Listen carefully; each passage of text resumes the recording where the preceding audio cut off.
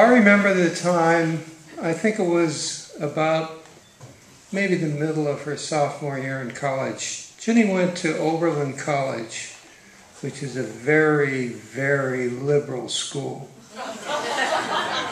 And at the time, Oberlin College didn't have any required courses. You just made them up. So we had a telephone conversation in which she said, I said, "What are you signing up for next semester?" And she said, diving and first aid. I'm not making this up. And I said, I think maybe you're in the wrong school. And there was silence for a little while. I said, maybe you should be going to a school where they have a degree in physical education. Oh, she said, Oberlin was the first college in the United States to have a degree in physical education. Well, a couple of years later, when I went to the breakfast of the physical education majors on graduation day, I found out what the story was. They were all physical therapists. And another time, she was home for Easter vacation, and there was an airline strike.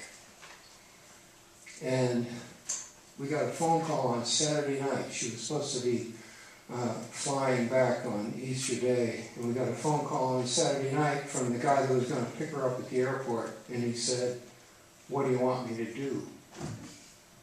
And we hadn't been paying very much attention and realized then all of a sudden there's an airline strike. How's she going to get back to school?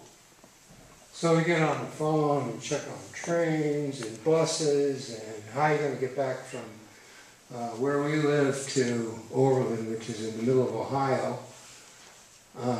So finally, what sounded like the best thing was to get a bus ticket on Sunday to get there sometime Monday. Who knows when. And that was going to get her to a city near Oberlin. She'd have to get to the campus. So somewhere along the line, she said something about a bus. I said, "A bus? What bus?" Well, she said there's a bus from the campus to New York City. But I can't take that bus because you have to make a reservation. I said, "There's a bus from the campus to New York City?" "Oh, yes, but I can't take that bus because you have to buy a round-trip ticket." I said, "Well, where's that bus come to?" "Well, it comes into the Port Authority terminal." I said, "Well, we're just going to take a little trip down there tomorrow morning and see what's happening at the Port Authority terminal." So we go park on the top of the Port Authority terminal, get on the elevator to go down, and there's a kid on the elevator with a Foot Locker full of stuff, and I'm thinking, how did that kid ever get a Foot Locker on a plane? And I'm thinking, she sees another kid, it says he's the captain of the soccer team, and we end up going down, and I said, well, then I heard an announcement that said, well, the Oberlin bus is leaving from gate whatever. I said, well, we're just going to wander on down there and find out what's going on at gate whatever. So I get down there, and I don't remember exactly. There were either 2 buses or 3 buses or 4 buses. Kids all over the place, musical instruments, luggage, everything else.